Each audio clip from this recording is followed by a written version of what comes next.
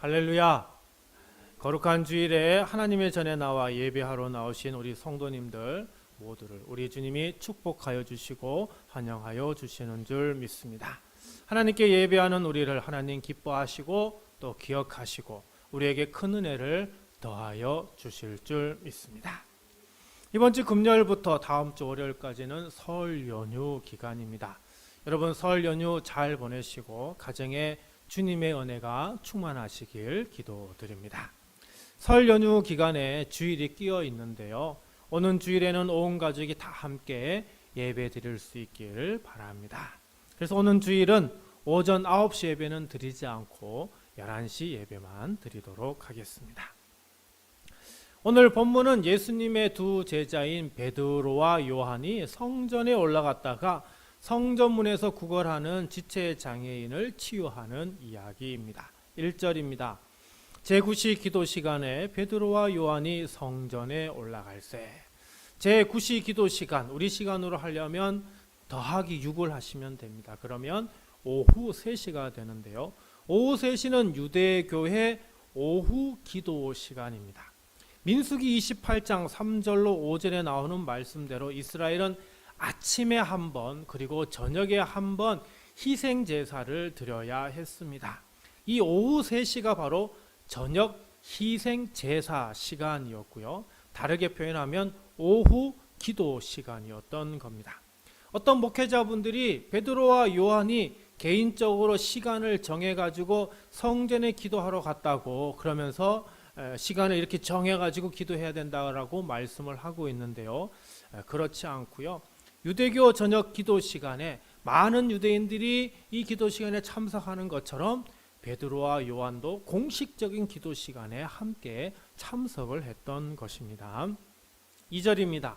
나면서 못 걷게 된 이를 사람들이 메고 오니 이는 성전에 들어가는 사람들에게 구걸하기 위하여 날마다 미문이라는 성전문에 두는 자라. 어떤 사람들이 나면서부터 못 걷게 되니 요즘 표현으로는 선천성 지체 장애를 가지고 있는 사람을 어깨에 메고 왔다라고 하는 것입니다. 어깨에 메고 왔다는 것은 혼자서 거동이 불편한 사람이고 누군가의 도움을 주어야만 이동이 가능함을 이야기를 하는데요. 그러면 이 장애인은 왜 성전에 왔는가? 장애인은 성전 안에 들어갈 수 없습니다. 그런데도 불구하고 성전에 온 그 이유는 구걸하기 위해 왔다고 합니다. 그러면 어디에서 구걸할까요? 가장 사람들이 많이 드나드는 곳에 가야 되겠는데요. 바로 그것이 어디일까요? 성전 미문이라고 하는 곳입니다. 성전 미문은 예루살렘 동쪽에 있는 문 중에 하나인데요. 성전의 제일 바깥인 이방인들의 뜰에서 이제 성전 조금 더 중심으로 들어가는 그 사이 거기에 부인의 뜰이 있는데 그 둘을 연결해 주는 문이 바로 미문이라고 하는 곳입니다. 유대인의 역사가인 요세푸스에 의하면 이 문이 고린도 정통 양식으로 지어졌다고 합니다. 그래서 그 문이 정말 아름답게 지어졌다고 합니다. 그래서 우리나라의 한자를 사용해서 아름다울 미 그리고 문문자를 써서 미문이라 이렇게 적게 되었습니다. 구약에서는 이 문을 왕의 문이라고 얘기를 했고 신약에서는 미문 또는 금으로 장식되었기 때문에 황금문이라고도 불렸다고 합니다. 그러면 이 구걸하는 사람을 왜 미문에 갖다 두었을까? 아까도 얘기했지만 사람들이 아주 많이 드나드는 가장 최고의 장소가 바로 이 미문이었기 때문입니다. 그러니 바로 이 장소가 뭐예요? 구걸할 수 있는 가장 좋은 장소였던 겁니다. 3절입니다. 그가 베드로와 요한이 성전에 들어가려 함을 보고 구걸하거늘. 바로 이 사람이 이제 사도 베드로, 요한이 성전에 들어가는 걸 보고 구걸하였다라고 합니다. 4절입니다. 베드로가 요한과 더불어 주목하여 이르되 우리를 보라 하니. 베드로와 요한이 이 장애인을 주목하여 보았습니다. 그러고 난 다음에 자기를 보라라고 얘기를 하죠. 베드로와 요한이 왜 주목하고 우리를 보라고 했을까? 여러분 궁금하지 않습니까? 5절입니다. 그가 그들에게서 무엇을 얻을까 하여 바라보거늘. 그 장애인도 역시 궁금했습니다. 그래서 두 사람이 무언가 좋은 것을 주려고 하나보다 생각하고 기대하며 베드로를 보게 됩니다. 6절입니다.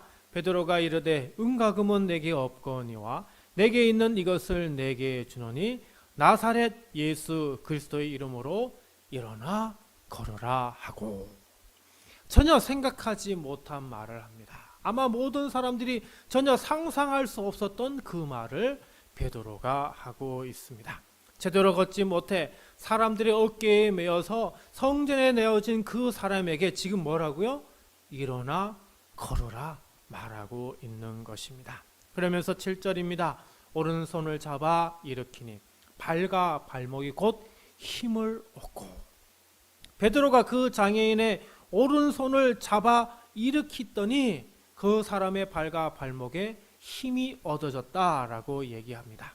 베드로의 이 오른손을 통해 장애인의 오른손을 연결되어서 그 몸에 하나님의 놀라운 역사가 전가된 것입니다. 베드로의 오른손을 통해 하나님의 치유의 손길이 이 장애인의 오른손으로 넘어가서 그 사람의 발과 발목에 연결된 것입니다. 그러자 이 사람이 어떻게 되었습니까? 8절입니다. 뛰어서서 걸으며 그들과 함께 성전으로 들어가면서 걷기도 하고 뛰기도 하며 하나님을 찬송하니, 세상에 한평생 서 있지도 못했던 그 사람이 섰을 뿐만 아니라 뛰어 걸어갔다라고 이렇게 얘기를 합니다. 그리고 또 놀라운 사실은 베드로와 요한과 함께 어디로 들어갔다고요? 성전에 들어갔다는 겁니다. 장애인으로서 단 한 번도 들어갈 수 없었던 그 성전으로 들어갔다라고 하는 겁니다. 또 성전에 들어가서도 어떻게 해요? 걷고 뛰고 그리고 하나님을 찬송했다라고 합니다. 9절입니다. 모든 백성이 그 걷는 것과 하나님을 찬송함을 보고, 성전 안에 들어오면 어떻게 해요? 엄숙해야 됩니다. 경건해야 됩니다. 정말 조용히 있어야 되는데 이 사람은 처음 들어와서는 이상하게 막 걷고 그리고 뛰기도 하고 소리를 내어 하나님을 찬송하는, 도저히 이 성전 안에서 있을 수 없는 그런 행동을 하게 되어서 사람들이 쳐다보게 됩니다. 10절입니다. 그가 본래 성전 미문에 앉아 구걸하던 사람인 줄 알고 그에게 일어난 일로 인하여 심히 놀랍게 여기며 놀라더라. 이 사람을 봤더니 누구예요? 성전 미문에서 항상 구걸하던 그 사람인데 지금 성전에 들어왔는데 보니까 어떻게 해요? 걷고 서고 그리고 뛰는 것을 보게 된 것입니다. 이것을 보고 사람들이 충격을 받고 그리고 심히 놀라워했다라고 성경은 우리에게 전하여 줍니다. 자, 오늘 말씀에서 우리가 생각하고자 하는 것은 6절에 있는 말씀입니다.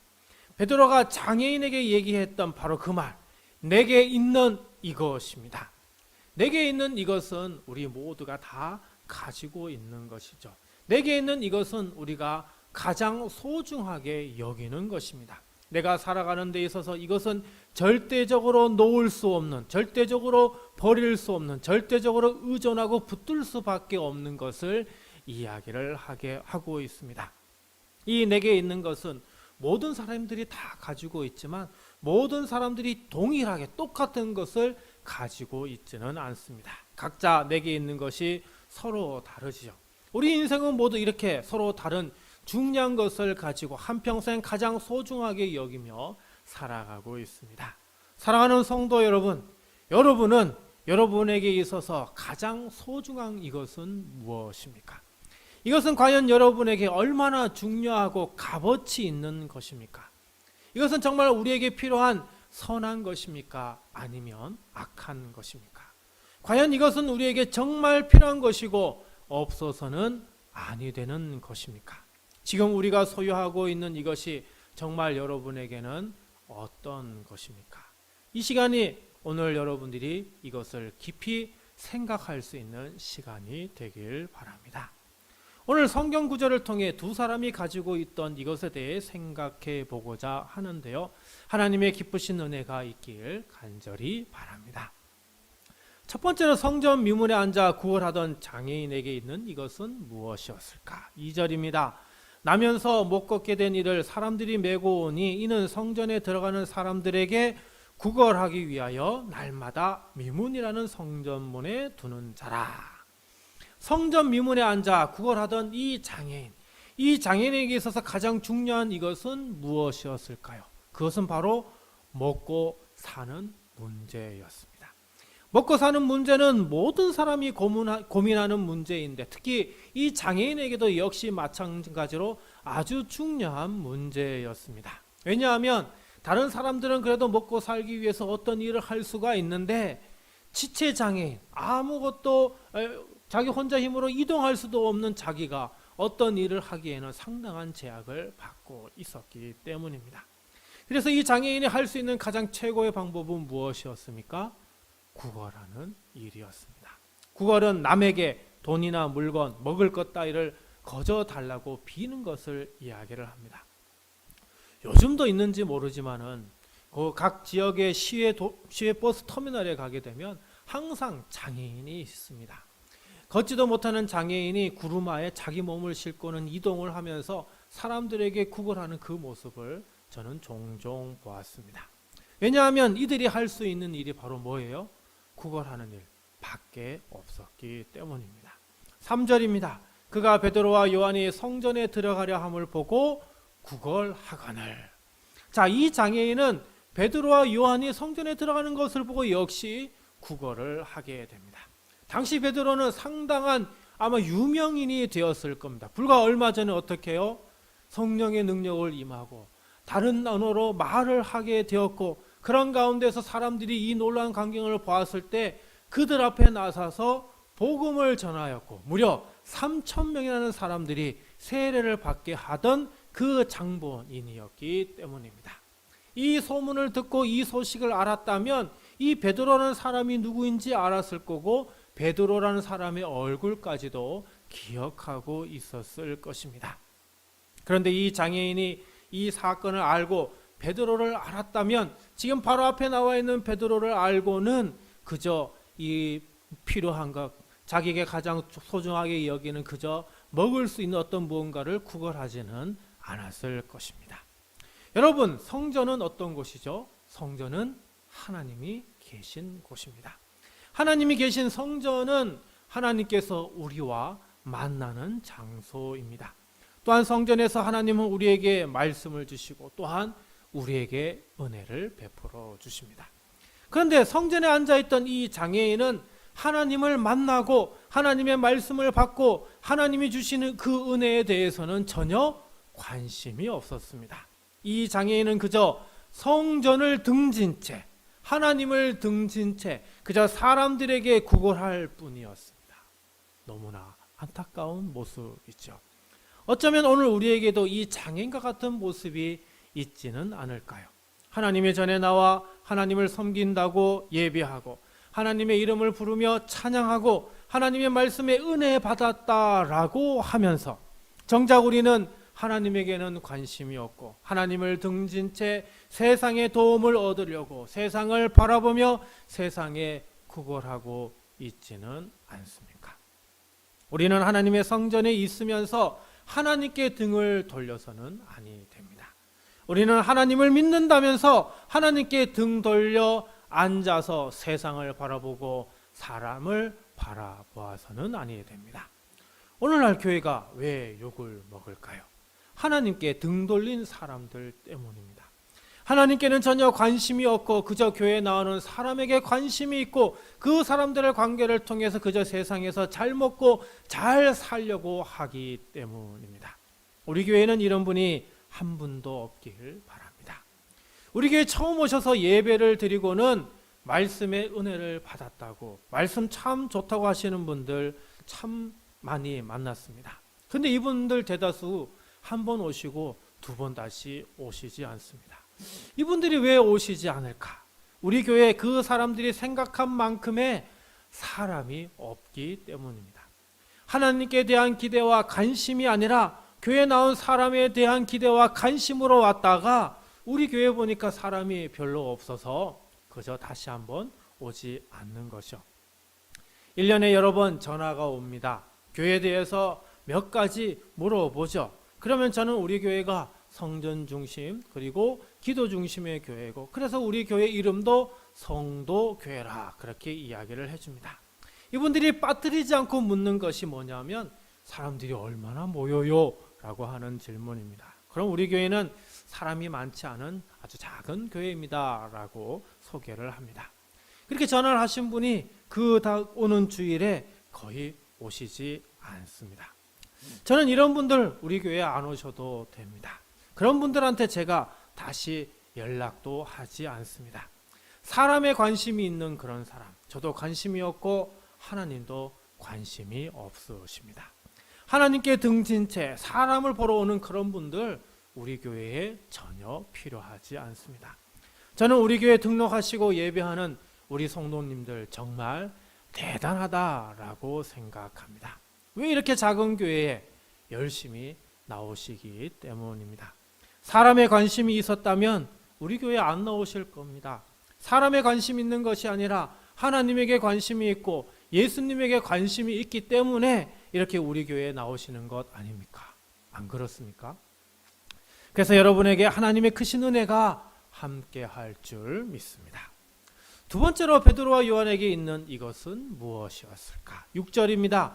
베드로가 이르되 은과 금은 내게 없거니와 내게 있는 이것을 내게 주노니 나사렛 예수 그리스도의 이름으로 일어나 걸으라 하고, 베드로는 구걸하는 사람의 의도를 분명히 파악했습니다. 구걸하는 사람이 원하는 건 뭐예요? 은과 금같이 사람들이 값어치 있게 여기는 것이었습니다. 그러나 베드로는 세상 사람들이 얘기하는 그런 값어치 있는 것은 가지고 있지 않았습니다. 하지만 베드로에게는 다른 것이 있었죠. 내게 있는 이것을 내게 주노니, 베드로는 바로 이것을 이 구걸하는 사람에게 주고 싶었습니다. 그렇다면 베드로가 구걸하는 사람에게 주고 싶었던 이것은 무엇일까요? 그것은 바로 나사렛 예수 그리스도의 이름이었습니다. 베드로는 이 세상에 그 어떤 무엇보다도 우리에게 있어서 가장 소중한 것은 그것은 바로 예수 그리스도 그 이름이라고 분명히 알고 있었던 것입니다. 그래서 이 구걸하는 사람에게 가장 소중한 것이 은과 금이 아니요 먹고 사는 문제가 아니라 예수 그리스도 그 이름이 우리에게 가장 절실히 필요한 것임을 알려주고 싶었던 것입니다. 베드로는 아마 이 구걸하는 자를 보면서 어쩌면 불과 얼마 전에 자신의 모습을 보지 않았을까 생각합니다. 베드로는 예수님을 랍비 스승으로 모시면서 무려 3년 동안 따라다니며 마침내 예수님의 수제자가 되었습니다. 베드로는 예수님께서 너희는 나를 누구라 하느냐 그 질문에 주는 그리스도시요 살아계신 하나님의 아들이십니다 라고 하는 진실한 고백을 드리기까지 하였습니다. 예수님이 메시아이시고 하나님의 아들이심을 고백한 그 베드로는 불과 며칠이 되지 않아 예수님께 등을 돌리는 모습을 보여줍니다. 예수님이 붙잡히시던 그날 밤 예수님을 버리고 예수님을 등진 채 다른 제자들과 함께 예수님 곁을 떠나 도망을 갔던 것입니다. 그뿐이 아닙니다. 부활하신 예수님을 만나고도 베드로는 예수님을 등진 채 고기를 잡으러 그들의 고향인 갈릴리 호숫가 가까이 있는 곳으로 돌아가기까지 합니다. 다행히 베드로는 자신을 찾아오신 예수님을 통해 더 이상 예수님을 배반하지 않겠노라 결심을 하게 되고 예루살렘으로 돌아오게 되지요. 그 이후 베드로는 단 한 번도 예수님을 부인하지 않습니다. 예수님을 버리지 않습니다. 예수님을 배반하지 않습니다. 예수님께 등을 돌리지 않습니다. 한평생 베드로는 예수님의 이름을 붙들고 끝까지 살아가게 됩니다. 베드로는 주님께로 돌아온 초창기에 바로 이 성전 미문에서 장애인을 만나게 됩니다. 장애인의 모습을 보니 불과 얼마 전 자기의 모습이 비춰진 것이죠. 그 사람을 측은히 여기고 불쌍히 여기게 됩니다. 그리고 성령에 감동하여 그에게 말을 전합니다. 내게 있는 이것을 내게 주노니 나사렛 예수 그리스도의 이름으로 일어나 걸으라. 그랬더니 놀라운 일이 일어났습니다. 한평생 걸어보지 못했던 이 장애인이 일어나 걷게 되고 그리고 뛰게 된 것입니다. 혼자서는 일어서지도 못했던 그 사람이 이제 혼자 힘으로 서서 뛰게 된 것이죠. 우리는 이 말씀을 통해 그저 못 걸은 사람이 걷게 된 것에 놀라서는 아니 됩니다. 못 걸은 사람이 걷게 된 것이 중요한 것이 아니라 구걸에 관심 있던 이 사람이 이제 나사렛 예수 그리스도의 이름을 알게 된 것, 이것이 더 중요한 사실인 것입니다. 하나님의 성전 앞에 늘 찾아왔지만 하나님에게 등진 채 살아가던 이 사람이 이제는 하나님을 향하여 몸을 돌리고 하나님의 성전에 들어가 하나님을 찬양하게 된 것입니다. 이런 놀라운 일이 일어나게 된 것은 바로 예수 그리스도의 이름을 알게 되었을 때 일어난 사실입니다. 이제 이 사람은 나사렛 예수 그리스도의 이름을 기억하게 되었습니다. 이제 이 사람은 예수 그리스도를 믿고 영접하는 사람이 되었습니다.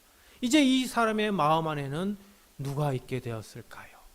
나사렛 예수 그리스도의 이름이 있게 된 것입니다. 저는 나사렛 예수 그리스도의 이름이 우리 성도님들에게 있길 소망합니다. 왜냐하면 예수님 그분의 이름에는 생명이 있기 때문입니다. 무가치하게 살던 인생에 예수님의 그 이름은 생명을 불어넣습니다. 아무 의미도 없다고 생각하며 사는 인생에 우리 주님의 이름은 생명을 소중하게 일구어 주어서 우리 삶을 허투루 살지 않고 열심히 최선을 다해 살 수 있도록 만들어 주십니다. 나사렛 예수 그리스도의 이름이 우리 성도님들의 삶 한가운데 있길 간절히 바랍니다. 나사렛 예수 그리스도의 이름으로 우리 성도님들이 살아갈 수 있기를 간절히 기도드립니다. 9절로 10절입니다. 모든 백성이 그 걷는 곳과 하나님을 찬송함을 보고 그가 본래 성전 미문에 앉아 구걸하던 사람인 줄 알고 그에게 일어난 일로 인하여 심히 놀랍게 여기며 놀라니라. 모든 백성은 성전을 출입하는 사람들을 이야기를 합니다. 이 사람들이 놀라운 광경을 보게 됩니다. 성전 미문에 앉아 구걸하던 사람이 평생 걸어보지 못했던 그 장애인이 걷고 뛰고 하나님을 찬송하는 그것을 직접 목격하게 된 것입니다. 하나님께 등진 채 세상을 향해 구걸하던 사람이 이제 세상을 등진 채 하나님을 향해 성소로 들어온 이 사람을 보게 된 것이죠. 저는 이 말씀이 우리에게 주는 충고의 말씀, 경고의 말씀이 아닌가 생각합니다. 우리는 언제까지 신앙생활 한다고 교회에 나오면서 그저 놀라워하고 신기해하고 의심하면서 살아가야겠습니까? 언제까지 교회에 나오면서 하나님의 이름, 예수님의 이름에는 전혀 관심 없이 살아야 하겠습니까? 사랑하는 성도 여러분, 내게 있는 가장 소중한 이것은 예수 그리스도의 이름이 되길 바랍니다. 예수님은 신이시며 하나님과 동등하신 분이십니다. 그러므로 신이시면서 우리 인류를 위해 이 땅에 인간의 몸으로 오셔서 우리에게 크신 은혜를 베풀어 주신 예수 그리스도를 믿어야 합니다. 그러므로 나사렛 예수 그리스도가 우리 인생의 가장 소중한 분이 되어야 합니다. 사랑하는 성도 여러분, 예수님의 그 이름을 우리 안에 가장 소중한 분으로 붙드시길 바랍니다. 그리할 때 예수님의 그 이름의 놀라운 능력이 오늘 우리와 함께 할 줄 믿습니다.